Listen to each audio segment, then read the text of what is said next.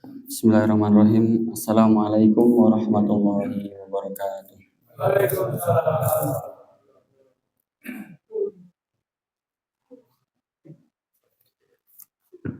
Innal hamdalillah nahmaduhu wa nasta'inuhu wa nastaghfiruh wa na'udzu billahi min syururi anfusina wa min sayyiati a'malina. May yahdihillahu fala mudhillalah wa man yudlilhu fala hadiyalah. Asyhadu an la ilaha illallah wahdahu la syarikalah wa asyhadu anna Muhammadan abduhu wa rasuluh la nabiyya ba'dahu wa la rasula ba'dahu. Rabbi israh li sadri wa yassir li amri wahlul 'uqdatan min lisani yafqahu qawli. Allahumma anfa'na bima 'allamtana wa 'allimna ma yanfa'una wa zidna ilman wa jannibna ma yadurruna fi dinina wa dunyana ya arhamar rahimin. Alhamdulillah, pertama-tama marilah kita berbanyak syukur kepada Allah Subhanahu wa taala atas segala limpahan rahmat dan karunia-Nya, sehingga dengannya alhamdulillah kita semua masih Allah mampukan, masih Allah ringankan langkahnya, masih Allah buka kesempatan waktunya, sehingga kita masih tetap beristiqomah dalam menjalankan agenda rutinitas kita, yakni kajian bersama di Masjid Ar-Rahim. Semoga apa yang kita upayakan hari ini ya, apa yang kita usahakan terkait dengan amal soleh menjadi pemberat timbangan kebaikan kita di akhirat nanti. Amin Allahumma amin.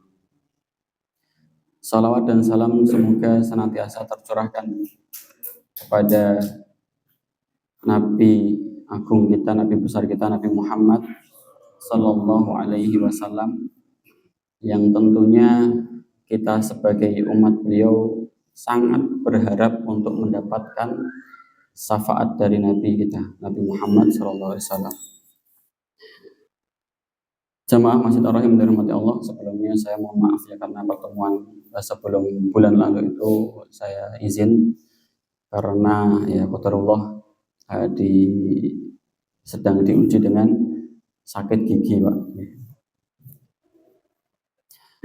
Dan terus terang juga Pak, sakit selama saya hidup juga Pak sampai sekarang baru kali itu merasakan sakit gigi.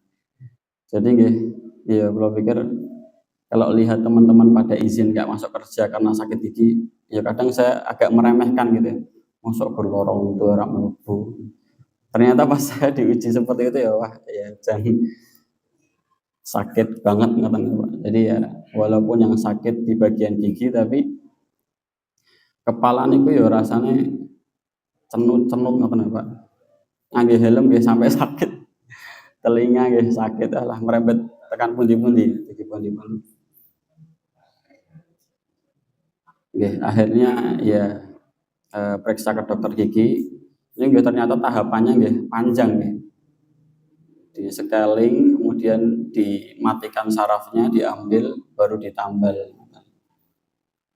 Ya alhamdulillah sekarang kondisinya sudah normal kembali.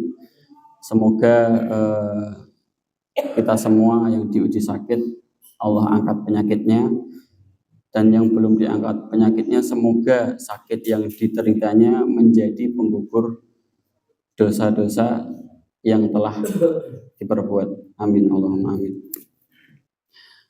Jamaah yang dirahmati Allah Subhanahu wa taala, sebelum kita masuk ke materi utama ya, saya ingin mengingatkan bahwasanya kita saat ini berada di salah satu bulan di antara bulan-bulan yang disucikan atau bulan-bulan yang haram, bulan haram.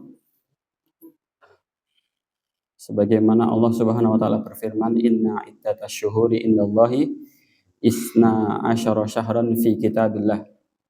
Yauma khalaqas samawati wal arda minha arba'atun hurum, dzalika ad-dinul qayyim fala tadlimu fihinna anfusakum." Yang artinya sungguhnya bilangan jumlah bulan ya, jumlah bulan itu di sisi Allah menurut syariat itu ada 12 bulan sebagaimana seperti halnya bulan Masehi ya. Kan tapi di bulan Masehi dan bulan Hijriah itu ada perbedaan jumlah bulannya, jumlah hitungan harinya dalam satu bulan. Kemudian dalam 12 bulan itu ada 4 bulan yang diharamkan atau disucikan. Ya. Itulah agama yang lurus, maka janganlah kamu menganiaya diri kamu dalam bulan yang 4 itu. Jadi dalam ayat ini ditegaskan ya bahwasanya ketika umat Islam itu masuk ke dalam bulan-bulan yang disucikan. Napa mohon niku Pak bulan yang disucikan? Ya, ini ada bulan Dzulqa'dah, Dzulhijjah, kemudian Muharram dan Rajab. Ada 4 ya. Dan saat ini kita sudah masuk ke bulan Dzulqa'dah. Kemudian akan masuk ke dalam bulan Dzulhijjah. Dan tentunya dalam bulan Dzulhijjah ini juga bulan yang amat luar biasa mulianya ya. Luar biasa mulianya. Dan seluruh bulan-bulan yang disucikan ini kita sebagai umat Islam sangat diwanti-wanti oleh Allah dan Rasulnya untuk menahan diri dari perbuatan maksiat. Kemudian memperbanyak amal soleh untuk kita kerjakan ya. Karena di dalamnya amal soleh yang kita kerjakan pahalanya besar di sisi Allah. Allah lipat gandakan. Dan juga sebaliknya kalau kita tetap mengerjakan kebiasaan buruk kita ya, tetap menjalankan kemaksiatan, maka itu juga akan mendapatkan balasan dosa yang amat besar ya. Maka kita sebagai umat Islam tentunya harus menghormati bulan-bulan suci ini ya. Kemudian Al-Qadhi Abu Ya'la rahimahullah berkata, dinamakan bulan haram karena ada 2 makna. Yang pertama adalah pada bulan tersebut diharamkan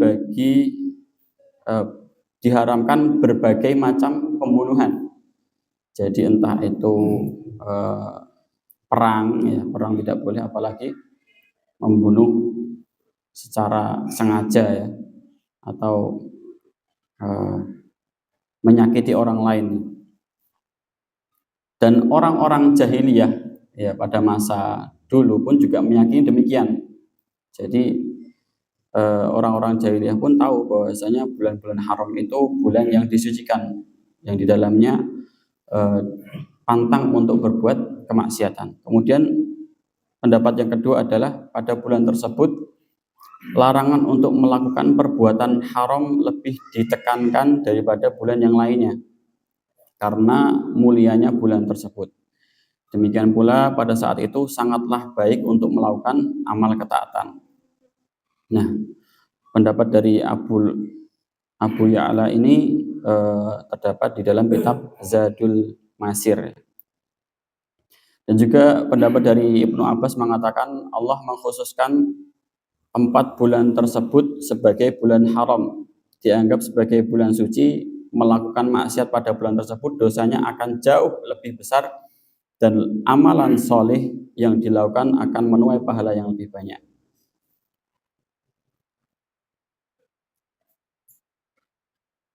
Bahkan pada bulan Dzulhijjah ya, ada hadis khusus Pak yang Rasulullah tekankan kepada umatnya pada bulan Dzulhijjah. Dan tentunya hadis ini sering kita dengar ya, dari para mubalik, dai, ustadz itu yang menyampaikan hadis demikian ya. Saya bacakan lagi. Rasulullah mengingatkan kepada umatnya ketika datang bulan Dzulhijjah. Beliau bersabda, "Ma min ayyamin al-amalu salih fihinna ahabbu ila Allah min hadhil ayyamil ashri." Ya. Qalu walal jihadu fi sabilillah. Rasulullah bersabda, tidak ada hari yang amal soleh lebih dicintai oleh Allah daripada hari-hari yang 10 ini. Dalam hadis ini ya. Yang dimaksud hari-hari 10 ini adalah 10 hari awal pada bulan Dzulhijjah. Ya. Kemudian para sahabat mencoba membandingkan ya, bertanya kepada Rasulullah, wahai Rasulullah, bagaimana kalau dibandingkan dengan amalan yang tertinggi? Kenapa nih Pak? Jihad di jalan Allah, ya, berperang di jalan Allah, membela agama Islam, mempertaruhkan nyawa, gitu. Maka Rasulullah menjawab,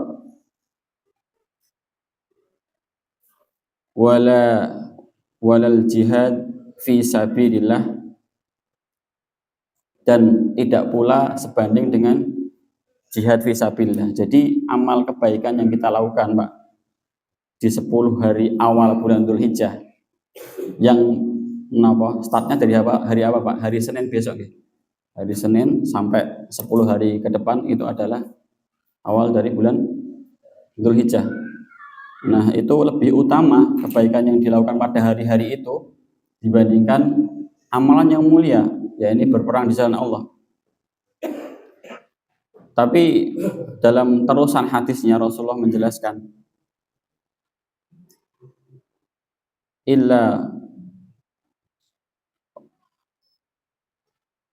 rajulun kharaja binafsihi wa malihi wa lam yarji' min dzalik bi syai'in, ya. Kecuali seorang yang jihad tadi Pak, mangkat perang gitu, bukan cuma modal badan toh, tapi sangu dari hartanya sendiri, kemudian sampai sana juga nggak kembali, artinya mengorbankan jiwanya, itu baru sebanding dengan amal kebaikan yang dilakukan 10 hari awal bulan Dzulhijjah.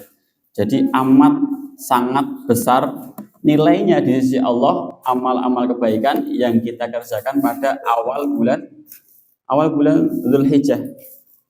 Maka jangan sampai kita lewatkan momen ini ya Pak. Jangan sampai kita lalai. Terkadang kita lupa Pak gitu. Bola-balik disampaikan di mimbar, bola-balik disampaikan, diingatkan oleh temannya, mungkin di grup WhatsApp di-share terkait keutamaan bulan ini, adalah lali, maksiat tetap jalan. Maka ini bahaya sekali gitu. Bahaya sekali. Kalau kita tidak ada kebiasaan buruk atau kemaksiatan yang sudah menjadi kebiasaan, maka ya insya Allah aman-aman aja ya Pak. Tinggal diperbanyak amal solehnya. Tapi kalau kita memiliki kebiasaan buruk gitu, terkait dengan kemaksiatan, maka ini harus benar-benar kita tahan untuk menghormati bulan suci ya. Semoga harapannya dengan kita menahan amal keburukan, kebiasaan kita yang buruk-buruk itu, menjadikan Allah menghilangkan kebiasaan buruk itu dan digantikan dengan amal kebaikan. Jamaah yang dirahmati Allah Subhanahu wa taala, melanjutkan pembacaan kitab ya, ensiklopedia yang dicintai dan dibenci Nabi. Materi kita sudah sampai kepada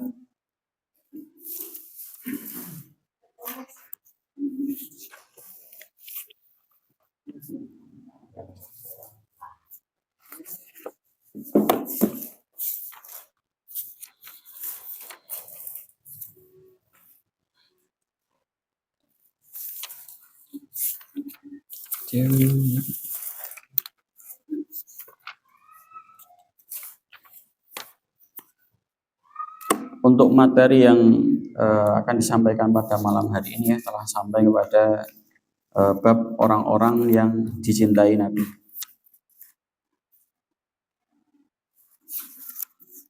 Dan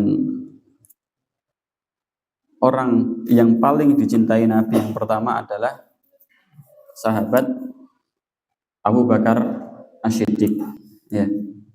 Jamaah dirahmati Allah Subhanahu wa taala, dalam sebuah hadis dikisahkan ya, anna nabiyya sallallahu alaihi wasallam ba'athahu ala jaishin dzati salasil. Nabi sallallahu alaihi wasallam mengirimnya memimpin pasukan dzatu salasil ya. Kemudian fa'ataituhu fakultu ayun nasi ahabbu ilaik. Ya. Maka yang meriwayatkan hadis ini, yakni sahabat Amr bin Al-As, ya, berkata kepada Nabi Muhammad sambil menghampiri Nabi, ya. Kemudian dia berkata, siapa orang yang paling engkau cintai? Kata Amr bin As. Kemudian Nabi berkata, Aisyah. Nabi menjawab, istriku Aisyah. Kemudian dia berkata lagi, fakultu minar rijal, kalau dari laki-laki siapa ya Rasulullah yang paling engkau cintai? Maka Rasulullah menjawab, faqala abuha, ayahnya istriku, ya ini sahabat Abu Bakar. Kemudian Amr bin Al-As ini berharap kalau Rasulullah menyebut namanya, ya. Bertanya lagi, fakultu summaman. Maka Rasulullah menjawab, di desak terus yang ketiga kalinya. Rasulullah menjawab, summa Umar bin Khattab. Kemudian Rasulullah menjawab, kemudian Umar bin Khattab. Fa'ad dari jalan. Kemudian beliau menyebut sejumlah para sahabat yang lain. Maka kedudukan sahabat Abu Bakar niki Pak di sisi Rasulullah Shallallahu Alaihi Wasallam niku tinggi banget ya. Sahabat yang paling dekat dengan Rasulullah yang Abu Bakar niku. Ya, Abu Bakar. Bahkan Rasulullah SAW pernah menyampaikan dalam sebuah hadisnya, ya. Beliau bersabda, "Lau kuntu muttahidan min ummati khalilan la attakhadtu Abu Bakrin." Kalau diperbolehkan aku mengambil seorang yang paling aku cintai, maka aku akan mengambil Abu Bakar, ya. Walakin akhi wa sahibi, tapi Abu Bakar adalah saudaraku dan sahabatku, ya. Saking cintanya Nabi Muhammad kepada sahabat Abu Bakar ini. Dan sahabat Abu Bakar niki Pak, beliau niki memiliki keteguhan hati, ya. Pernah suatu ketika sahabat Abu Bakar niki setelah Rasulullah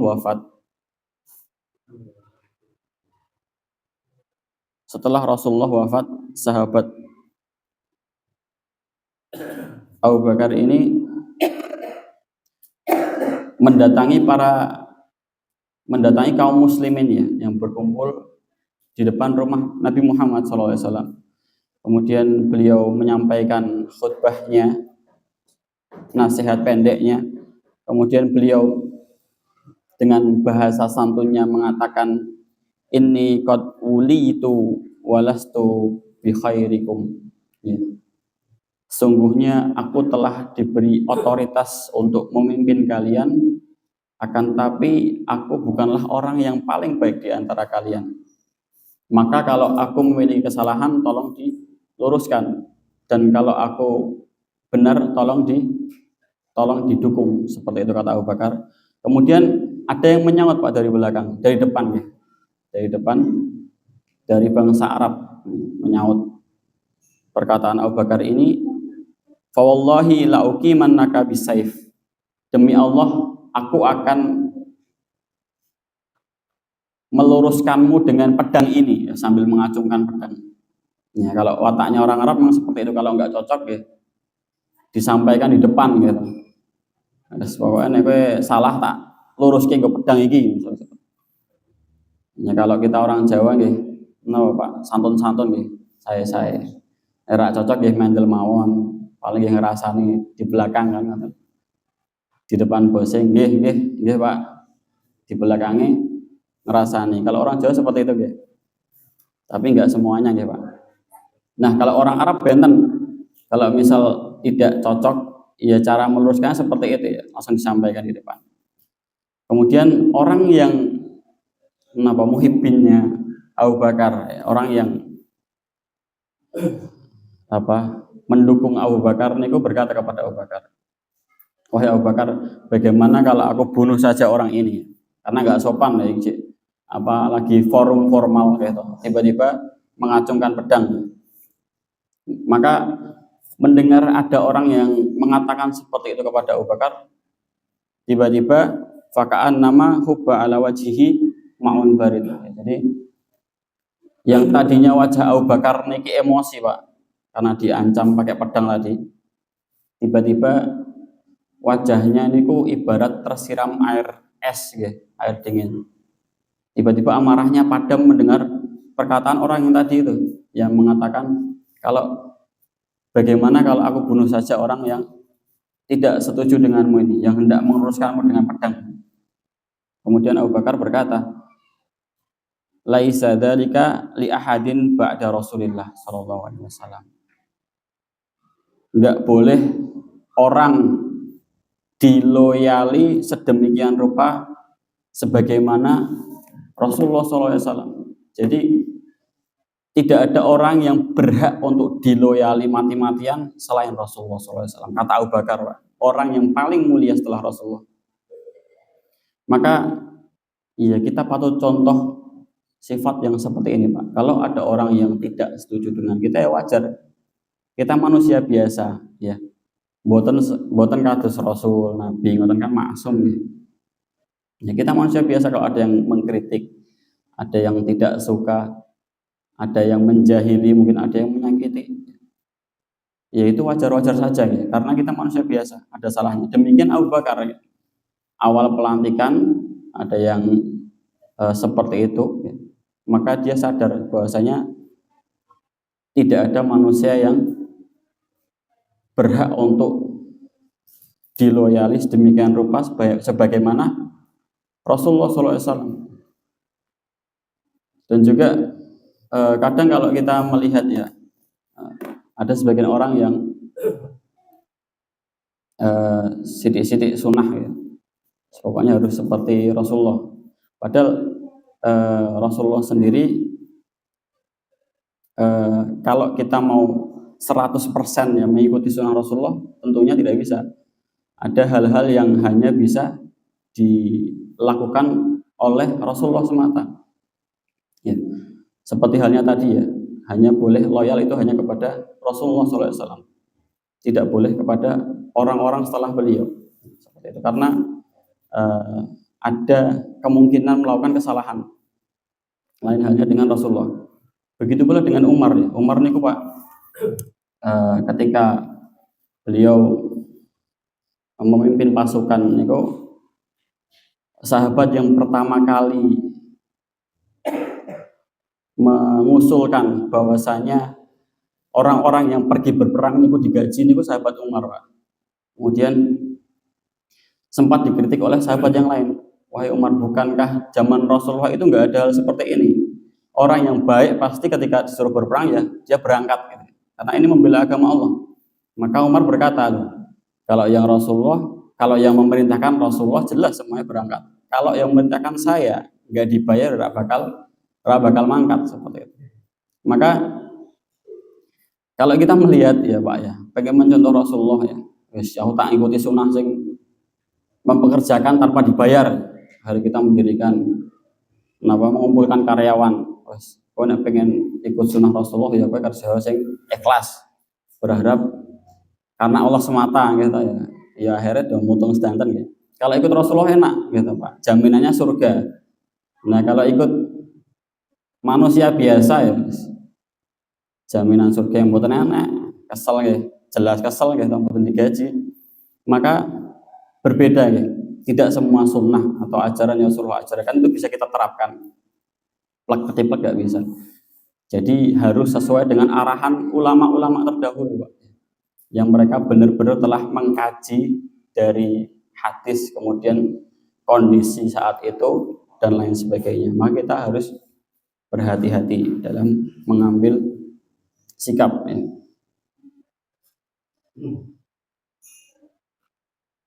Kemudian ketika kalau kita melihat kisahnya ketika Rasulullah SAW niku awal beliau meninggal ya, pada hari Senin niku hampir seluruh sahabat tidak percaya ya Pak, tidak percaya atas kepergian Nabi Muhammad, termasuk Umar. Bahkan Umar sampai berkata, barang siapa yang mengatakan Nabi Muhammad itu telah meninggal, maka aku akan memotong lehernya. Kemudian sahabat Abu Bakar ini datang, masuk ke kediaman Nabi, mencium kening Nabi, kemudian memastikan bahwasanya Rasulullah memang benar-benar sudah meninggal. Maka sahabat Abu Bakar ini keluar sambil meyakinkan atau mendiamkan Umar ya, supaya dia tidak terbakar oleh emosi. Kemudian sahabat Abu Bakar ini berkata kepada umat Islam pada hari itu, ayuhan nas, wahai sekalian manusia, man kana ya'budu Muhammadan, barang siapa yang dia menyembah Muhammad, taatnya hanya karena Muhammad saja, fa inna Muhammadan qad mat, maka ketahuilah bahwasanya Nabi Muhammad telah mati. Wa man kana ya'budullaha fa innallaha hayyun la yamut, barang siapa yang dia beribadah hanya karena Allah semata, fa innallaha hayyun la yamut, ketahuilah bahwasanya Allah itu zat yang maha hidup dan tidak akan pernah mati. Maka kalau kita ya Pak sebagai manusia itu motivasi ibadahnya itu karena orang lain ya. Ya. Ini bisa diambil perkataan Abu Bakar ini Pak. Siapa yang kita jadikan motivasi sebagai ibadah kita? Wah aku nek sholat neng sampingnya Pak RT misal, sholat khusuk gitu, copot nyamuk ya tak tahan-tahan, isin meh garuk-garuk misal seperti itu. Tapi kalau pas di soft belakang ya gerak-gerak, maka harus kita luruskan niatnya. Motivasi kita ibadah itu untuk siapa? Kalau untuk Allah, dalam kondisi apapun, dimanapun, kapanpun, maka akan selalu merasa diawasi oleh Allah Subhanahu Wa Taala. Tapi kalau motivasi kita, atasan kita, kemudian tetangga kita, keluarga kita, maka ketika mereka tidak melihat kita, akhirnya ibadah sakarepe dhewe. Padahal semua yang kita sandari sebagai sandaran itu pasti semuanya akan musnah kecuali Allah Subhanahu wa Ta'ala. Kembali ke pembacaan kitab ini ya Pak ya. Jadi sahabat Abu Bakar As-Siddiq radhiyallahu anhu niku orang yang pertama masuk Islam dari kalangan laki-laki merdeka. Jadi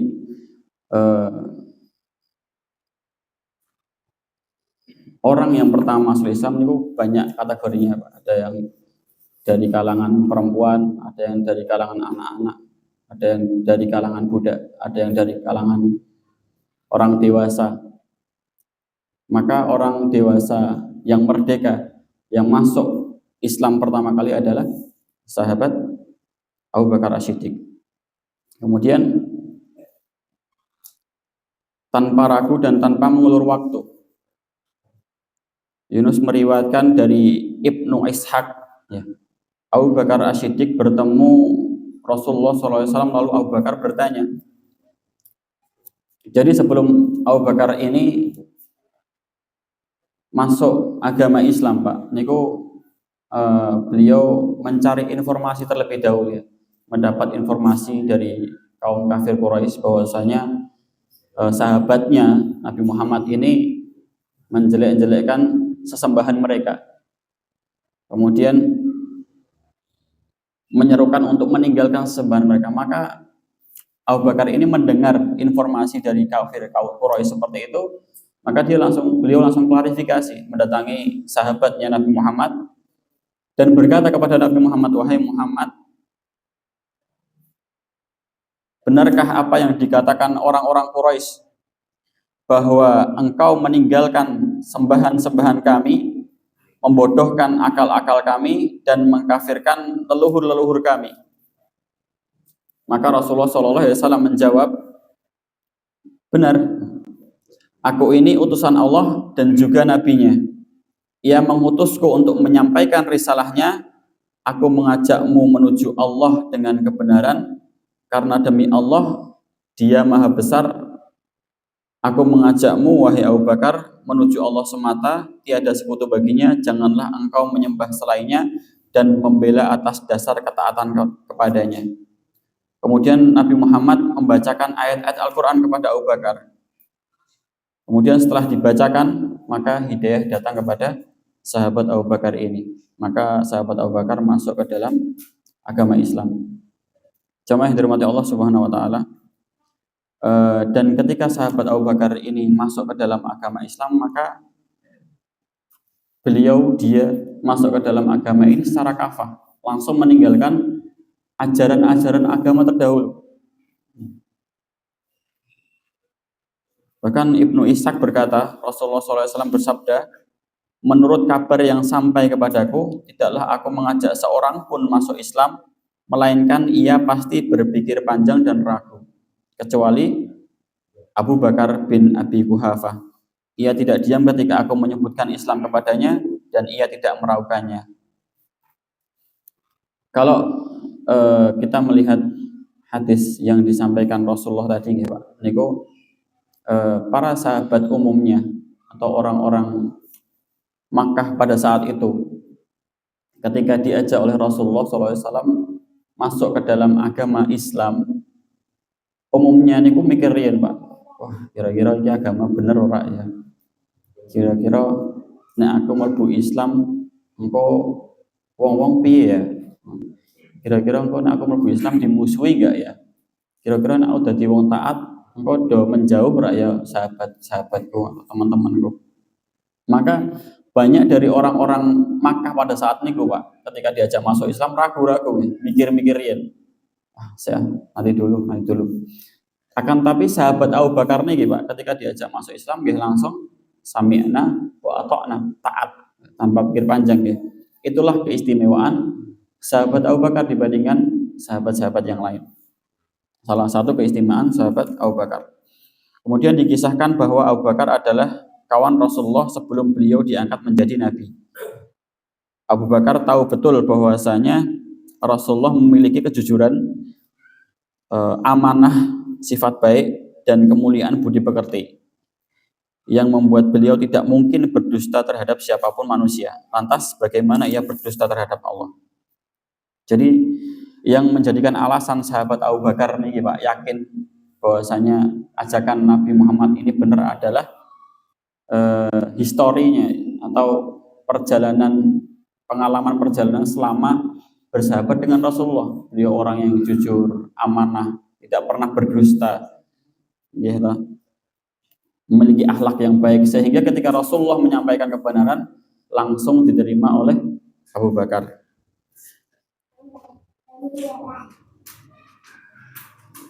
Makanya ketika Rasulullah niku mengatakan bahwasanya beliau adalah utusan Allah, sahabat Abu Bakar langsung mempercayai apa yang diucapkan Nabi Muhammad.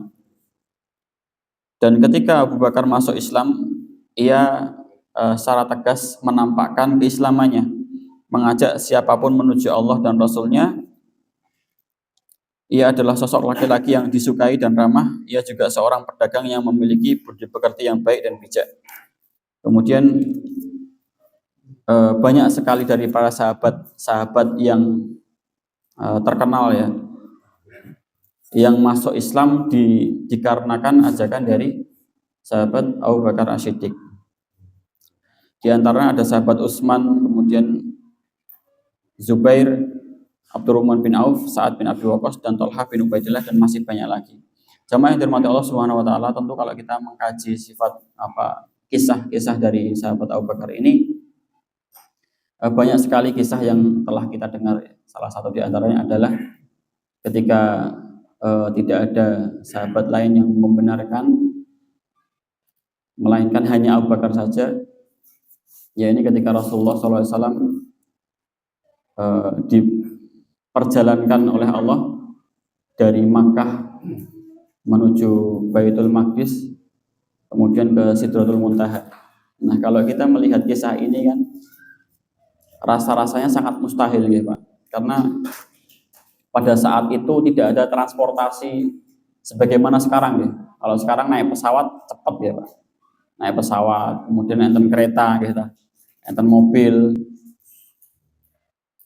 banyak sekali transportasi yang memiliki kecepatan yang tinggi kalau sekarang. Kalau dulu ya amat berat sekali ketika ada seorang ya, menceritakan kisahnya melakukan perjalanan malam dengan waktu yang singkat dari Makkah menuju Baitul Maqdis. Niki ya mustahil ya kalau dipikir orang zaman dahulu ya Pak. Karena jarak antara Makkah ke Baitul Maqdis niku 1.500 kilo. Nah, kalau ditempuh dengan transportasi pada saat itu ya, apalagi Rasulullah ketika itu jalan kaki, Pak. Kembali ke Mekah kondisi jalan kaki. Jadi tidak mengendarai unta, kuda. Itu kalau jalan kaki dari Makkah ke Baitul Maqdis niku jarak tempuhnya 40 hari. Nah, ini kok cerita kepada orang-orang yang di Mekah bahwasanya Rasulullah niku ke Baitul Maqdis hanya 1 malam saja, semalaman. Belum lagi ke Sidratul Muntaha. Maka pada saat itu sahabat yang beriman pun Pak, yang sudah masuk ke dalam agama Islam sempat ragu ya. Jadi kita tenan ora, mosok sewengi bisa melakukan perjalanan sejauh itu. Kemudian datanglah sahabat Abu Bakar bertanya kepada Rasulullah, apakah benar wahai Muhammad engkau melakukan perjalanan dari Makkah ke Baitul Maqdis? Iya benar. Lantas bagaimana ciri Baitul Maqdis? Dipancing seperti itu supaya para sahabat percaya, tambah percaya imannya. Kemudian Rasulullah menyebutkan ciri-cirinya seperti ini. Kemudian sebelumnya ada bukit ini, setelahnya ada bukit ini dan lain sebagainya. Disebutkan oleh Rasulullah ciri-cirinya secara detail. Bahkan Rasulullah saking detailnya ya Pak. Ini Rasulullah sampai menyebutkan beberapa jarak dari Baitul Maqdis itu ada rombongan kafilah dagang dari Mekah yang sedang kehilangan ontanya. Di situ juga diceritakan Pak, saking detailnya ya. Dan beberapa waktu kemudian setelah rombongan itu datang, memang benar ketika ditanya mereka sempat kehilangan ontanya, sebagaimana yang dikisahkan Rasulullah. Maka dari situlah sahabat Abu Bakar niki memperoleh gelar as-siddiq ya, atau yang dapat dipercaya ya, karena pada saat itu tidak ada yang mengimani perjalanan Rasulullah secara penuh melainkan hanya Abu Bakar ya. Ketika sahabat Abu Bakar nih Pak mendapat kabar seperti itu ya dari kafir Quraisy, maka dia berspontan ya mengatakan kepada kafir Quraisy tersebut, kalau sekiranya yang aku lihat ini tembok berwarna putih, tapi Rasulullah mengatakan itu tembok berwarna hitam, maka aku akan mendustakan mataku dan membenarkan kata Rasulullah. Itulah keimanan Abu Bakar ya. Ya. Beda dengan kita ya. Kalau kita ya, kadang sebagian manusia niku mengambil syariat niku yang cocok-cocok saja gitu. Yang enggak cocok ya pura-pura enggak tahu. Seperti itu ya Pak. Ada syariat haji ya bulan depan ya, soal haji. Banyak sekali orang yang mampu Pak.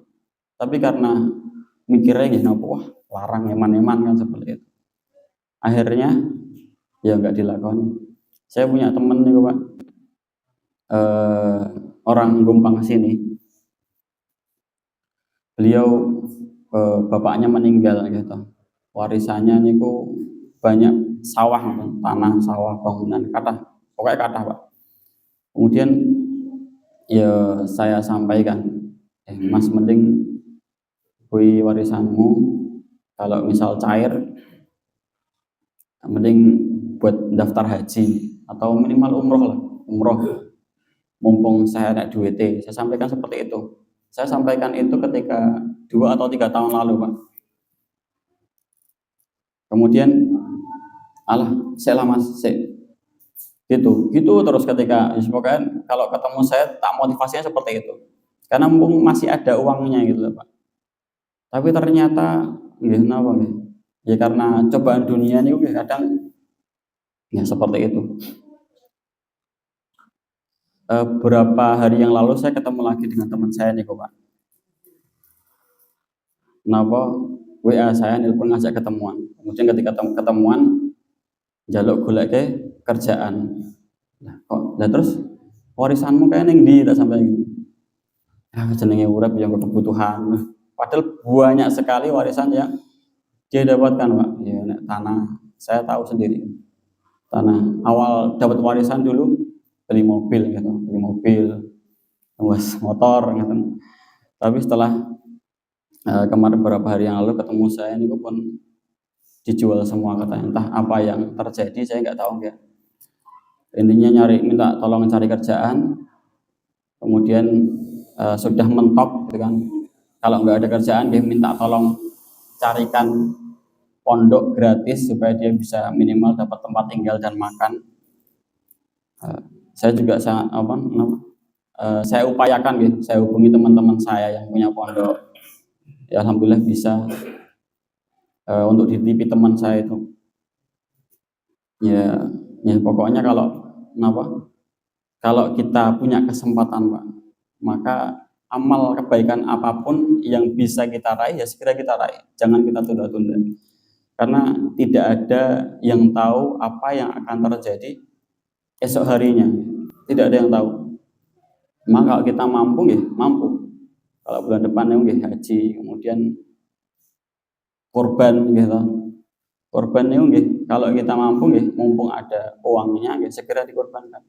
Karena keutamanya nggih sangat besar ya, Pak. Keutamanya sangat besar. Seberat apapun amal kebaikan itu, Pak, sebanding dengan pahala yang Allah berikan. Ya. Kalau misal kita ada yang sholat niku enteng gitu. Ada sebagian orang yang mungkin wah sholat wajib itu enteng. Ada juga orang yang menganggap sholat wajib itu berat. Nah tentunya beda antara pahalanya orang yang menganggap sholat wajib itu sudah menjadi kebiasaan yang ringan dibandingkan dengan orang yang berat sekali menjalankan sholat wajib tapi dia paksakan untuk tetap menjalankan sholat wajib. Tentu pahalanya beda. Semakin berat kita paksakan diri kita untuk berbuat amal kebaikan, maka semakin besar pula pahala yang Allah janjikan untuk kita. Kemudian kembali lagi ke kisah Abu Bakar Asy-Siddiq ya ini sahabat yang paling Rasulullah cintai ya. Dalam sebuah kisah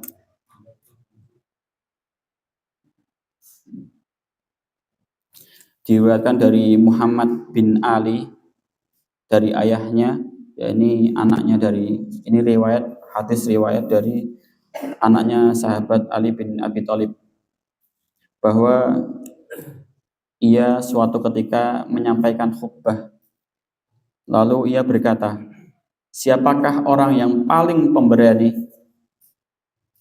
Maka orang-orang menjawab, kamu. Jadi ketika Ali niku Pak menyampaikan khutbah kepada kaum muslimin, beliau bertanya kepada jamaahnya, siapa orang yang paling pemberani? Maka jamaahnya serentak Pak menjawab, engkau ya, kamu wahai Ali. Maka Ali berkata, ketahuilah, tidaklah seorang pun yang berduel denganku, melainkan aku pasti mengalahkannya. Ngeri ya Pak. Jadi sahabat Ali ini riwayat duelnya menang terus. Ketahuilah tidaklah seorang pun yang berduel denganku, melainkan aku pasti mengalahkannya. Akan tetapi orang yang paling pemberani itu adalah Abu Bakar, kata Ali. Aku pernah melihat Rasulullah Shallallahu Alaihi Wasallam diserang orang-orang kafir Quraisy.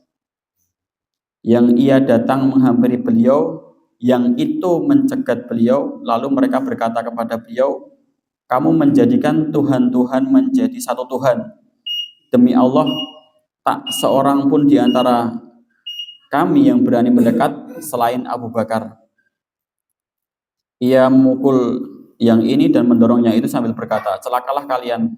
Apakah kalian hendak membunuh seorang yang mengatakan Robku Allah? Jadi sahabat Ali ini mengisahkan, mengisahkan kesaksiannya ketika melihat Rasulullah niki Pak dikeroyok oleh kafir Quraisy. Maka ketika kondisi seperti itu, tidak ada sahabat yang berani maju untuk menjadi tameng bagi Rasulullah kecuali hanya Abu Bakar As-Siddiq. Ya. Maka